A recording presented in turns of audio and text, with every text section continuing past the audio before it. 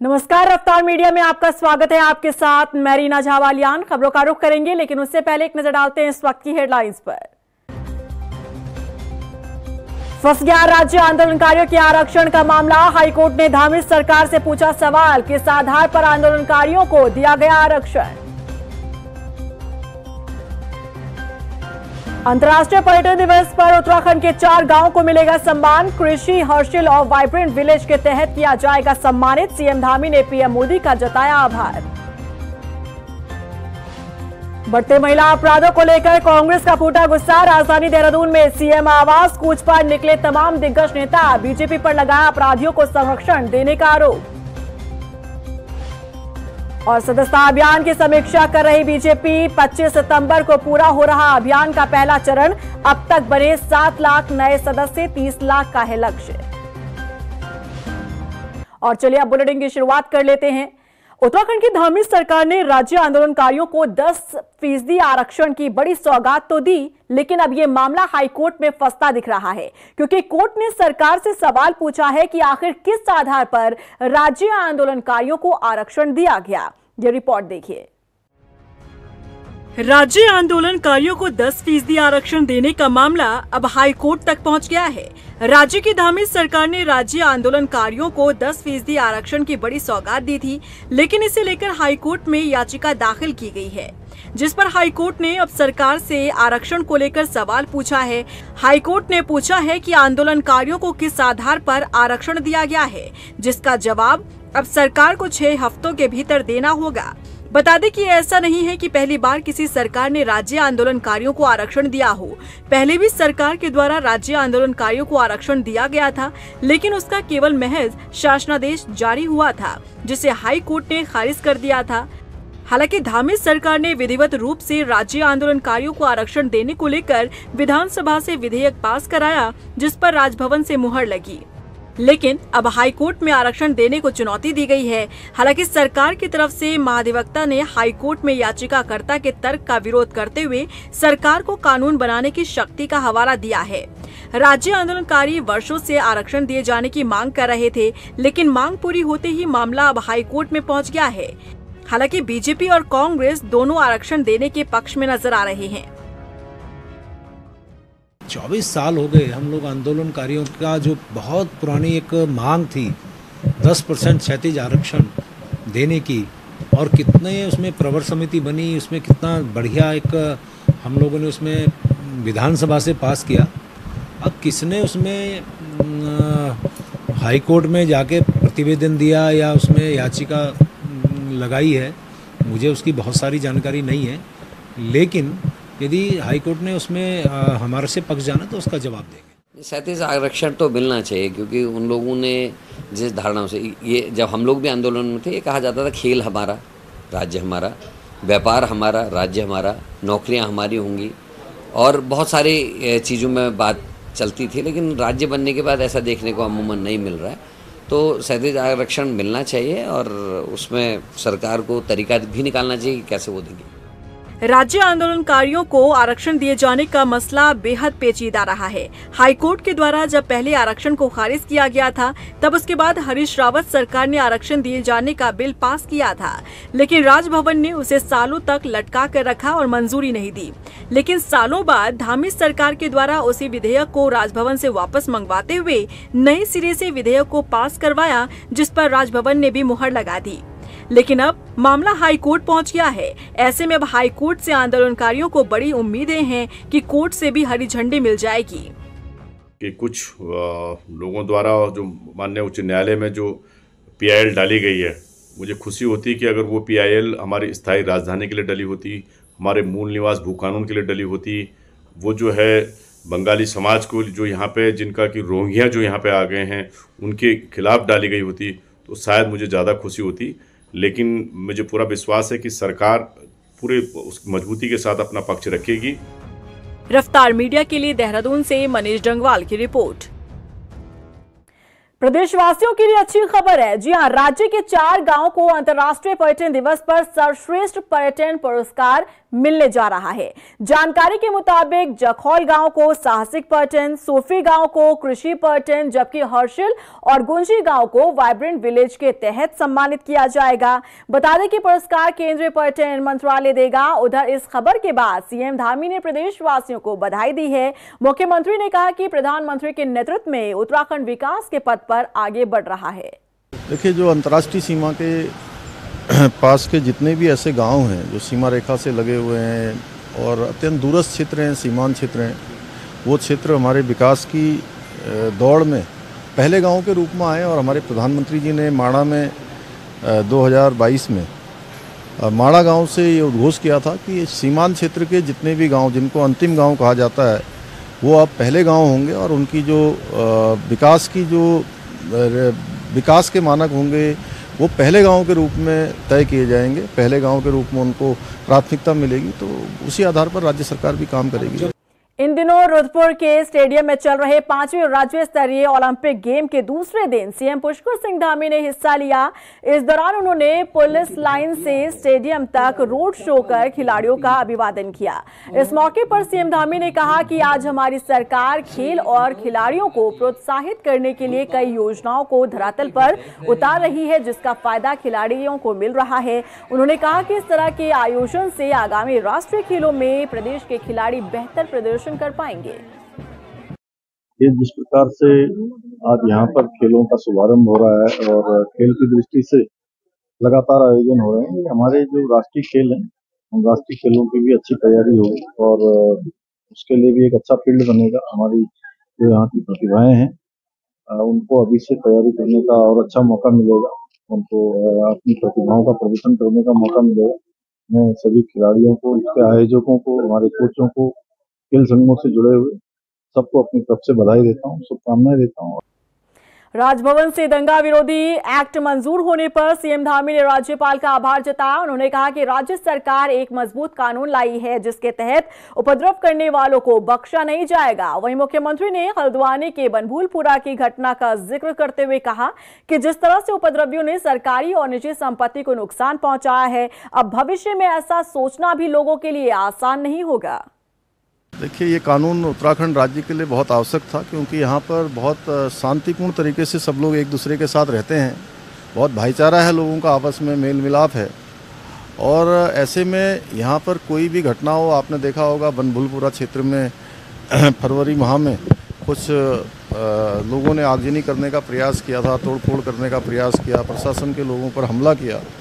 तो इस प्रकार की घटना उत्तराखंड राज्य में किसी कीमत पर नहीं होनी चाहिए। यहाँ का शांत माहौल ख़राब नहीं होना चाहिए। इसलिए अब हम कानून लेकर आ गए हैं कि अब कोई भी दंगा करेगा, आगजनी करेगा, तोड़फोड़ करेगा, तो उस आगजनी से, उस दंगे से, उस तोड़फोड़ से जो भी नुकसान होगा, सरकारी संपत्ति हो या निजी संपत्ति हो, उसकी एक एक पाई की भरपाई उसी दंगा करने वाले से वसूल की जाएगी। अब इस नए कानून में प्रावधान हो गया है और इसके बाद निश्चित रूप से कोई भी जो है दंगा करना, आगजनी करना, ये तो बहुत दूर की बात है, कोई सोचेगा भी नहीं।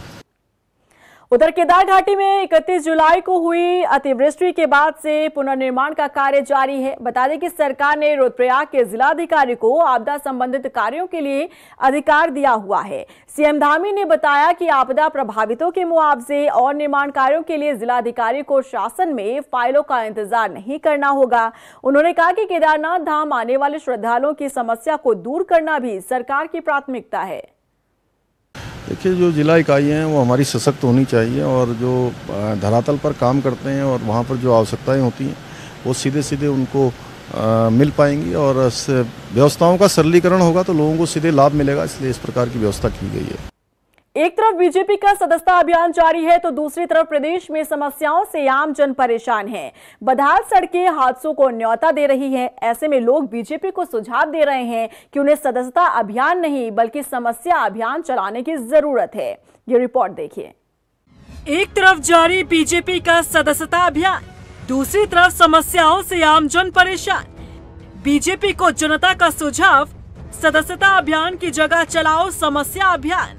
इन दिनों बीजेपी का सदस्यता अभियान जारी है। पार्टी के नेता सदस्य बनाने में जुटे हैं, लेकिन वहीं प्रदेश की जनता समस्याओं से परेशान है। अब समस्या इतनी ज्यादा बढ़ चुकी है कि आम लोगों ने पोल खोलनी भी शुरू कर दी है। ये तस्वीर देखिए, रुड़की की ये तस्वीर है जहां बदहाल सड़क को लेकर लोग इस कदर परेशान हुए कि अब उन्होंने बीजेपी का झंडा ही गड्ढों में लगाना शुरू कर दिया है। रुड़की में जगह जगह सड़कों पर बने गड्ढों में बीजेपी के झंडे लगाकर नाराजगी जताई जा रही है। लोगों का कहना है कि बीजेपी को सदस्यता अभियान की जगह समस्या अभियान चलाना चाहिए ताकि आम जनता की समस्या दूर हो सके। कार में जो थे लोग वो सुरक्षित रह गए, वो कार पूरी तरीके से डैमेज हो गई। जब हम कल ये लगा रहे थे तो हमने चारों तरफ ये अभियान शुरू करा। हम कह रहे हैं कि सदस्यता अभियान से अच्छा होता कि अगर भाजपा समस्या अभियान चलाती, लोगों की समस्याएं और जो धरातल पर जो समस्याएं हैं उनका निवारण करती, लेकिन ऐसा कुछ नहीं हो रहा, केवल और केवल ये चीज हो रही है। बता दें कि प्रदेश भर में हो रही भारी बारिश के चलते जगह जगह सड़कें बाधित हैं। सरकारी आंकड़ों के मुताबिक राज्य भर में 200 से ज्यादा सड़कें इस समय बाधित चल रही हैं। हालांकि कांग्रेस का आरोप है कि ये आंकड़ा 400 से ज्यादा पार हो सकता है। सरकार असल आंकड़ों को छिपा रही है। इसी के तहत रुड़की में जगह जगह सड़कों पर बने गड्ढों में बीजेपी के झंडे लगाकर लोग नाराजगी जाहिर कर रहे हैं। रूप से उस व्यक्ति ने, मैं तो उसको धन्यवाद करूंगा उस व्यक्ति को, जिसने गड्ढे में भाजपा का झंडा लगाकर लिखा है कि भारतीय जनता पार्टी को वास्तव में समस्या समाधान सप्ताह चलाना चाहिए और सदस्यता अभियान चला के बहुत बड़ा फायदा नहीं होगा। प्रदेश में 10 साल से भारतीय जनता पार्टी की सरकार है, जगह जगह सड़कों में गड्ढे पड़े हुए हैं। वहीं बीजेपी प्रवक्ता हनी पाठक ने कहा कि जल्द ही राज्य की सड़कें खोल दी जाएंगी और मुख्यमंत्री खुद लगातार मॉनिटरिंग कर रहे हैं। हम लोग सब चीजों का ध्यान रखते हैं, भारतीय जनता पार्टी और हमारे मुख्यमंत्री श्री पुष्कर सिंह धामी जी हर चीज का ध्यान रखते हैं और निश्चित तौर पर जहां भी किसी भी जनता को परेशानी का सामना करना पड़ रहा है उसको जल्द ही दुरुस्त किया जाएगा, क्योंकि बरसात के कारण अभी कामों को रोका गया, लेकिन बरसात खत्म होते ही इसका निस्तारण किया जाएगा। राज्य की बदहाल सड़कों पर विपक्ष के साथ साथ अब आम जनता ने भी सरकार के खिलाफ मोर्चा खोल दिया है। वहीं एक तरफ जहां बीजेपी सदस्यता अभियान चलाकर प्रदेश भर में लोगों को जोड़ने का प्रयास कर रही है, तो वहीं दूसरी ओर जनता बीजेपी नेताओं का स्वागत सड़कों के गड्ढों में झंडे लगाकर कर रही है और सुझाव दे रही है कि सदस्यता अभियान नहीं बल्कि समस्या अभियान चलाने की जरूरत है। रफ्तार मीडिया के लिए देहरादून से सुशांत सिंह के साथ ब्यूरो रिपोर्ट। राजधानी देहरादून में बढ़ते महिला अपराधों को लेकर मुख्य विपक्षी दल कांग्रेस ने सड़कों पर उतरकर मुख्यमंत्री आवास कूच किया। बता दें कि इस प्रदर्शन में महिला कांग्रेस की प्रदेश अध्यक्ष के साथ ही तमाम दिग्गज नेता मौजूद रहे। हालांकि पुलिस प्रशासन ने प्रदर्शनकारियों को पहले ही रोक दिया। इस दौरान कांग्रेसियों और पुलिस के बीच तीखी नोकझोंक भी हुई। बता दें कि कांग्रेस ने प्रदेश सरकार पर महिला अपराधों को बढ़ावा देने का आरोप लगाया है। वहीं अंकिता भंडारी हत्याकांड में सीबीआई जांच की मांग की।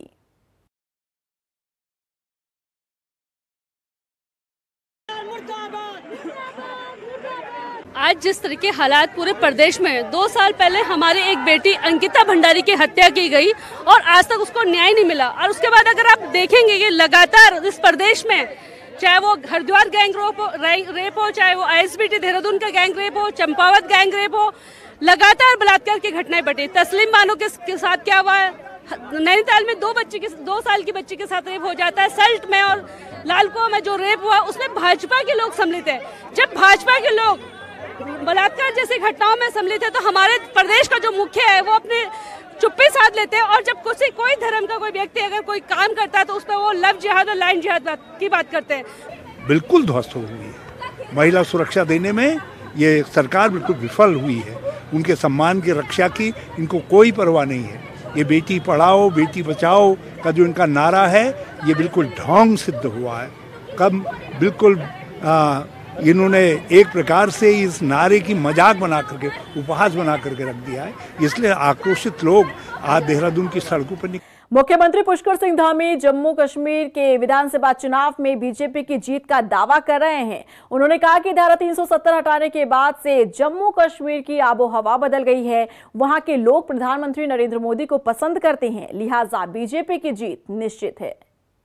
देखिए, लोगों में एक जोश है और जो धारा 370 थी उसके बाद जिस प्रकार से वहाँ पर उसके समाप्त होने के बाद पर्यटन बढ़ा है, विकास बढ़ा है, रोजगार बढ़ा है, हर दृष्टि से शांति हुई है, पत्थरबाजी की घटनाएं समाप्त हुई हैं, आतंकवाद, अलगाववाद, जिहाद पर लगाम लगी है।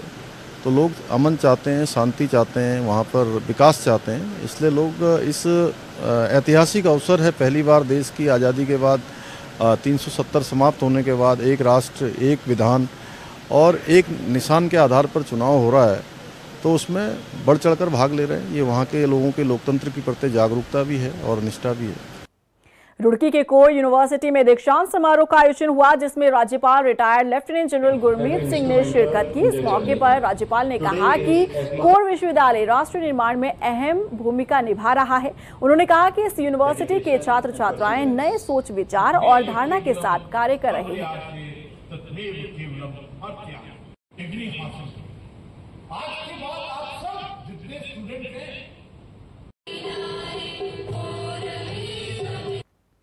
वहीं हल्द्वानी पहुंचे बीजेपी प्रदेश अध्यक्ष महेंद्र भट्ट ने पार्टी के सदस्यता अभियान को लेकर बैठक की। इस बैठक में सदस्यता अभियान को लेकर समीक्षा की गई।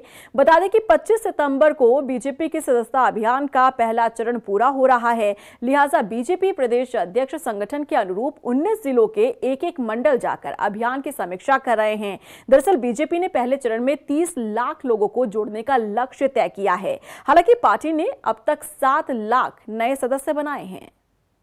पर्व के तहत हमारा सदस्यता का अभियान का प्रथम चरण चल रहा है, जो 25 सितंबर तक दीनदयाल जी की जयंती तक चलेगा। उस दृष्टि से प्रदेश के सभी पदाधिकारी, प्रदेश अध्यक्ष होने के नाते मैंने भी तय किया है कि मैं पूरे प्रदेश के जो हमारे संगठन 19 जिले हैं, प्रत्येक जिले में जाकर एक विधानसभा एक मंडल में मैं समीक्षा करूँगा, क्योंकि मुझे बताते खुशी है कि अभी हमने लगभग 7 लाख सदस्य हमारे आज की तारीख तक बन चुके हैं। हल्द्वानी के महिला डिग्री कॉलेज में वार्षिकोत्सव और छात्रा संघ समारोह का आयोजन हुआ, जिसमें कैबिनेट मंत्री सौरभ बहुगुणा ने शिरकत की। इस दौरान उन्होंने छात्राओं की समस्याओं को भी सुना। बता दें कि मंत्री सौरभ बहुगुणा ने छात्राओं को हर समस्या के समाधान का आश्वासन दिया। वहीं उन्होंने दुग्ध संघ के अध्यक्ष मुकेश बोरा की गिरफ्तारी पर कहा कि जल्द ही वो हिरासत में होगा। उन्होंने कहा कि ऐसे अपराधियों के खिलाफ सरकार सख्त एक्शन लेगी। देखिए, ये कहना कि पुलिस कार्रवाई नहीं कर रही थोड़ा सा गलत होगा, क्योंकि जैसे ही पुलिस के संज्ञान में ये मैटर आया 24 घंटे के अंदर एफआईआर दर्ज करी गई है। उसके बाद पॉस्को की उसमें ऐड की गई है दफ़ा, और उसके साथ साथ लगातार कुर्की की कल जो है कार्रवाई करी गई है। हमारे सरकार में वो मनोनीत थे अध्यक्ष फेडरेशन के, उनको वहाँ से हटाया गया है। तो देखिए, सरकार का एक स्पष्ट मत है कि कभी भी महिला के ऊपर कोई भी आरोप, और स्पेशली जब महिला के ऊपर कोई आरोप का संज्ञान लिया जाता है, तो उस पर सरकार बहुत स्ट्रिक्ट है, कोई कॉम्प्रोमाइज़ नहीं, चाहे वो किसी भी पार्टी का सदस्य हो। उधर दुष्कर्म के आरोप में फंसे नैनीताल दुग्ध संघ के अध्यक्ष मुकेश बोरा अब तक पुलिस गिरफ्त से फरार है। हालांकि बीजेपी प्रदेश अध्यक्ष महेंद्र भट्ट का कहना है कि आरोपी जल्द ही सलाखों के पीछे होगा। उन्होंने कहा कि मामला कोर्ट में चल रहा है और सरकार पीड़ित पक्ष की मजबूती से पैरवी कर रही है। पहली बात तो बचाने को विषय होता नहीं है। जहाँ न्यायालय में भी सरकार जो पैरवी कर रही है, उसके रिजल्ट आप देख रहे हैं। आज कुर्की तक उनके घरों के अंदर हो चुकी है, और मैं तो कि हर अपराधी वो किसी भी रूप में छूटना नहीं चाहिए, उसके लिए सरकार और जो एजेंसियां हैं वो काम कर रही हैं। बहुत जल्दी अपराधी सलाखों के अंदर होगा। रुड़की के गंगनहर कोतवाली के पास गंदे नाले में नवजात का शव बहता हुआ मिला है। बता दें कि आसपास के लोगों ने इसकी सूचना पुलिस को दी। नवजात के शव को बाहर निकाला गया। उधर स्थानीय लोगों ने बताया कि नाले में इससे पहले भी कई नवजात के शव बहते हुए मिले हैं। लोगों का कहना है कि क्षेत्र में जगह जगह खुले अस्पतालों का ये कारनामा है। स्थानीय लोगों ने स्वास्थ्य विभाग पर भी लापरवाही का आरोप लगाया है। ये सभी के जो भी इस काम कर रहा है, उनके सबके लिए कानूनी कार्रवाई होनी चाहिए, क्योंकि ऐसा काम नहीं होना चाहिए। अब ये देखो, आप कम से कम भी 6, 7, 8 महीना बच्चा होगा जिसमें घेर दिया, वैसे दबा भी सके थे, इसे कहीं वो भी कर सके थे, तो नाले में गिरना जरूरी था। ये सिर्फ इंसान को शर्मसार करने वाला मामला है। उत्तरकाशी के मोरी विकास खंड के लिवाड़ी गांव से विकास की ऐसी तस्वीर सामने आई है जिसे देखकर हर कोई हैरान है। दरअसल यहां ग्रामीण लोक निर्माण विभाग की लापरवाही का शिकार है। तस्वीरों में आप देख सकते हैं कि कैसे ग्रामीण नदी को पार करने के लिए लकड़ी की बल्लियों के सहारे जान जोखिम में डालकर चल रहे हैं। ग्रामीणों ने बताया कि ट्रॉली खराब होने के बाद उन्होंने ये रास्ता निकाला। उधर फैताड़ी में गाँव के ग्रामीण रस्सी के सहारे गाँव तक पहुँच पा रहे हैं। और इसी के साथ फिलहाल इस बुलेटिन में बस इतना ही, लेकिन चलते चलते एक नजर डालते हैं इस वक्त की हेडलाइंस पर। फंस गया राज्य आंदोलनकारियों के आरक्षण का मामला। हाईकोर्ट ने धामी सरकार से पूछा सवाल, किस आधार पर आंदोलनकारियों को दिया गया आरक्षण। अंतर्राष्ट्रीय पर्यटन दिवस पर उत्तराखंड के 4 गांवों को मिलेगा सम्मान। कृषि, हर्षिल और वाइब्रेंट विलेज के तहत किया जाएगा सम्मानित। सीएम धामी ने पीएम मोदी का जताया आभार। बढ़ते महिला अपराधों को लेकर कांग्रेस का फूटा गुस्सा। राजधानी देहरादून में सीएम आवास कूच पर निकले तमाम दिग्गज नेता। बीजेपी पर लगाया अपराधियों को संरक्षण देने का आरोप। और सदस्यता अभियान की समीक्षा कर रही बीजेपी। 25 सितंबर को पूरा हो रहा अभियान का पहला चरण। अब तक बने 7 लाख नए सदस्य, 30 लाख का है लक्ष्य।